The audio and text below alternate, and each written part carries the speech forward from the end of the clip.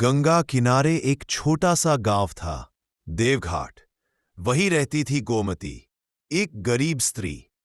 उसका पति बीमार पड़ा था और घर में खान को अन्न का एक दाना तक नहीं था। फिर भी हर सुबह वह सूर्य देव को जल चढ़ाती और कहती, छठ मैया, अगर आज मैं भूखी रहूं तो कोई बात नहीं, बस मेरे घर में सुख आ जाए। गांव वाले उसका मजाक उड़ाते, अरे गोमती, पूजा पाठ से पेट नहीं भरता। पर गोमती मुस्कुरा देती, सब देखती है, एक दिन सब ठीक होगा। कार्तिक मास आया, छठ पर्व नजदीक था। गांव की औरतें सज रही थीं, व्रत की तैयारी में लगी थी। गोमती के पास कुछ नहीं था, ना साड़ी, ना फल, ना पूजा की थाली। पर फिर भी उसने मन में संकल्प लिया, भले ही कुछ न हो, मैं इस बार छठ मैया का व्रत जरूर करूंगी। वह नदी किनारे गई, कुछ पुराने केले के पत्ते चुने और उनसे एक छोटी सी थाली बना ली। गांव की एक बुजुर्ग औरत बोली, बेटी, पूजा बिना सामान के कैसे होगी? गोमतू बोली, मैया मेरे भाव जानती हैं, उन्हें दिखावा नहीं चाहिए। खरना की रात आई, जब भक्त छठ से पहले गुड़ चावल का प्रसाद बनाते हैं। गोमती के पास गुड़ नहीं था।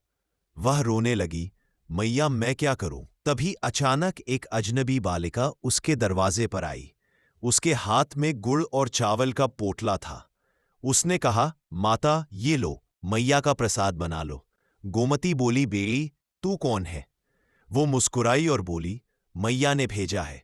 इतना कहकर वह गायब हो गई। गोमती के रोंगटे खड़के हो गए। उस समझ आ गया, ये छठ मैया का चमत्कार था। अगले दिन गोमती नदी किनारे पहुंची। बाकी औरतों के पास फलों के टोकरियां थीं और उसके पास सिर्फ एक छोटी थाली में गुड़ का प्रसाद। सभी औरतें उसे देखकर हंसीं। अरे, इतनी छोटी थाली से क्या मैया खुश होंगी? पर गोमती चुप रही।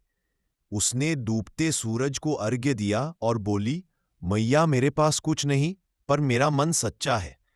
तभी नदी में तेज रोशनी फैली, जैसे सूरज खुद उसके अर्घ्य को स्वीकार कर रहा हो। उसकी थाली से खुशबू फैलने लगी और फलों का ढेर जादू की तरह उसमें उभर आया। गांव की सब औरतें दंग रह गईं।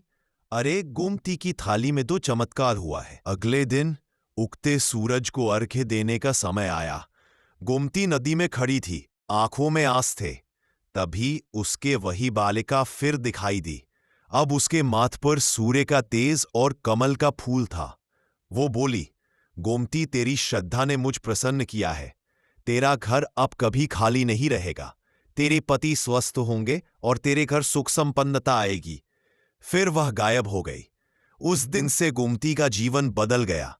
उसका पति ठीक हो गया और उसका घर धन धान्य से भर गया। जहां सच्ची भक्ति और विश्वास होता है, वहां मैया कभी देर नहीं करती। वो सिर्फ भाव देखती है, दिखावा नहीं। इसलिए कहा गया है, भक्ति में शक्ति है और मैया में ममता। अंत में सबने एक स्वर में कहा, छठ मैया की जय, सूर्य देव की जय।